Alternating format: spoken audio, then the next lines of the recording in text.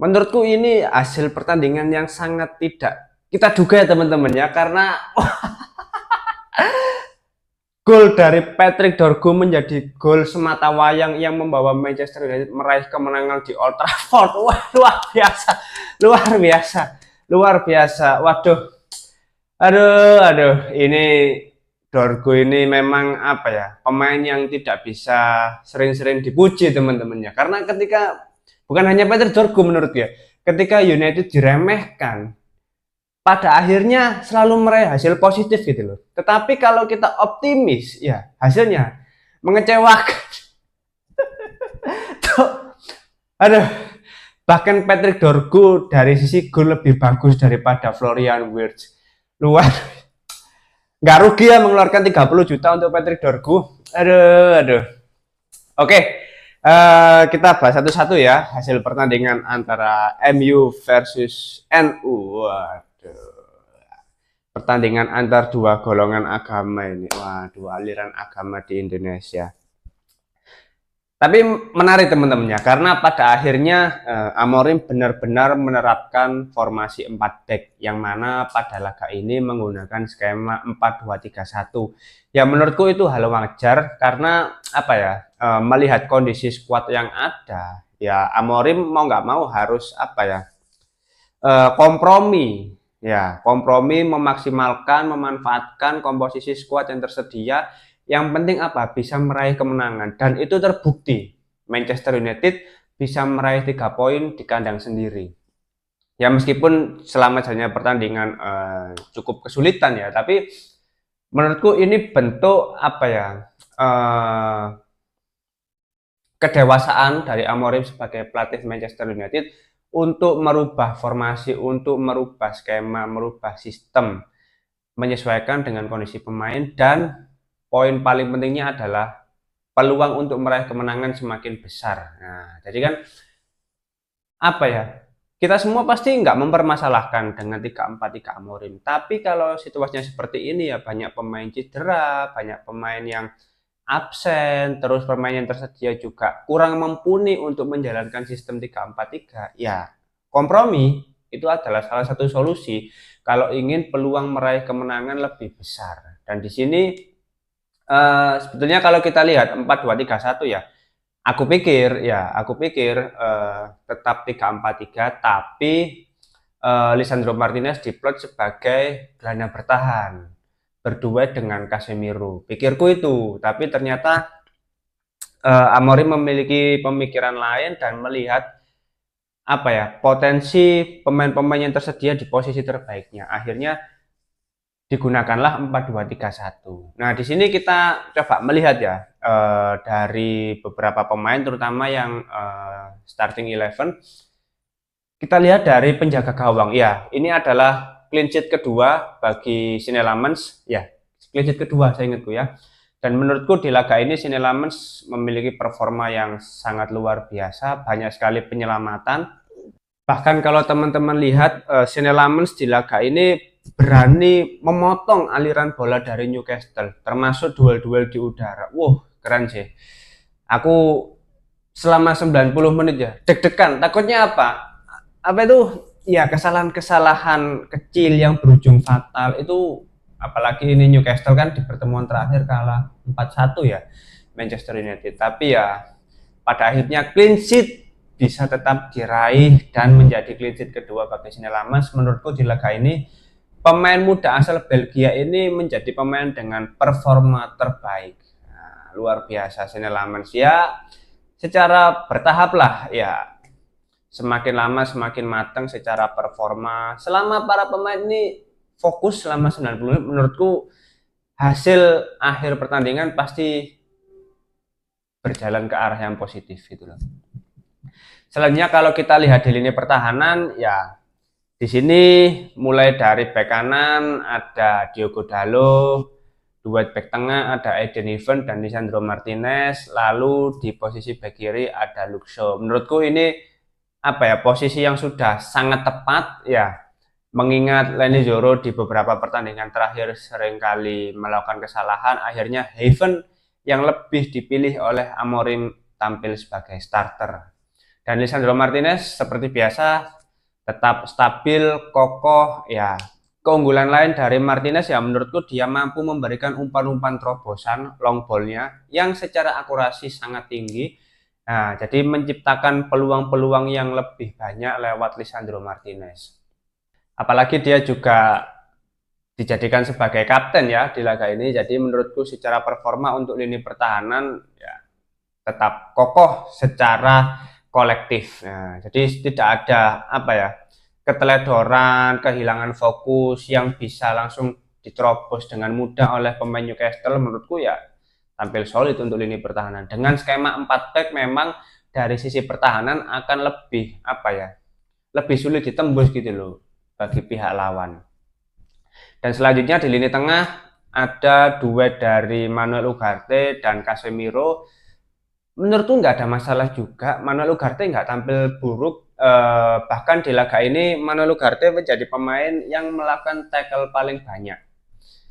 Jadi ya harus kita apresiasi. Maksudku ketika pemain tampil bagus, ya kita harus apresiasi, tidak boleh menutup mata. Tapi ketika tampil jelek ya harus kita kritik, harus kita hujat gitu. Itu wajar.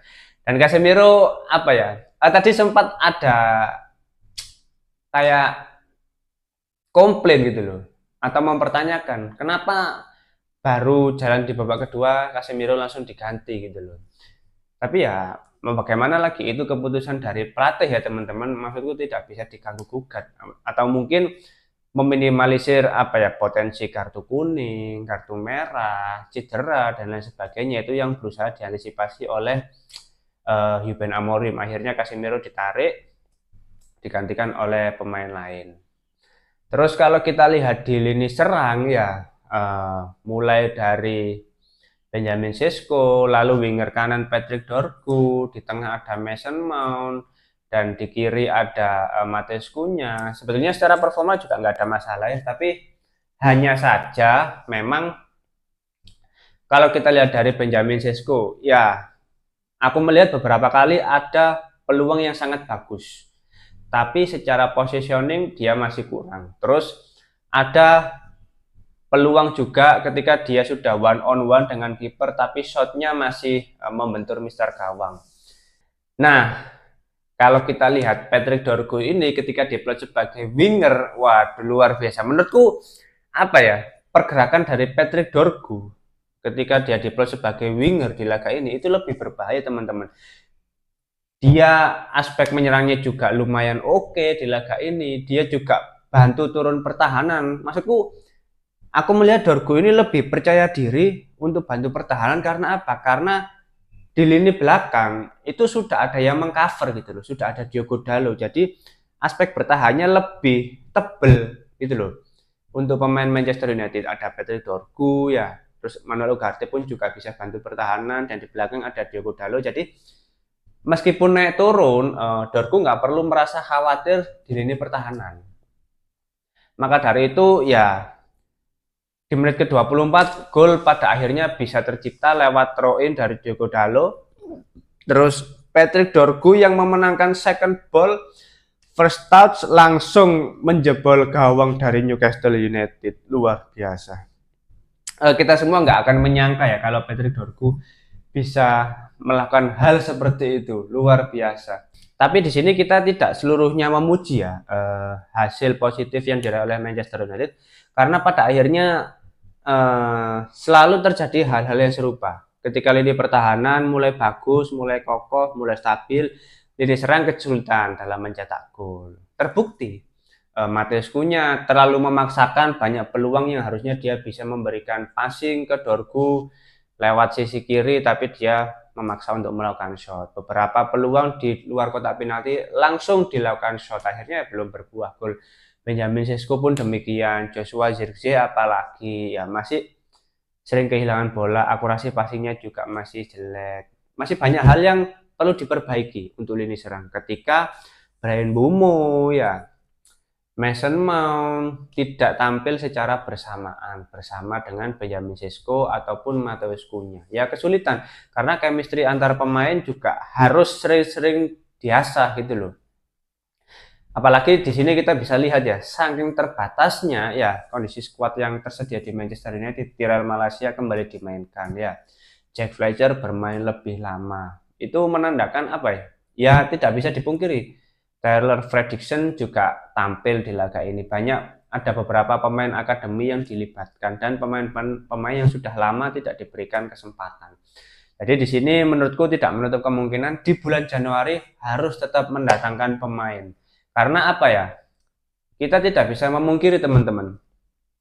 Ketika Manuel Ugarte tampil bagus, belum tentu di laga selanjutnya dia kembali tampil bagus. Aku yakin para pemain MU ini apa ya, nggak pernah konsisten memang Jo. Ya mungkin untuk lini serang ya, kayak Bryan Mbeumo, Ahmad, itu Bruno terutama itu sudah pemain yang paling konsisten menurutku. Tapi di luar hal itu semua ya masih ada beberapa pemain ini yang belum konsisten dan ketika melakukan kesalahan itu bisa berujung fatal gitu loh.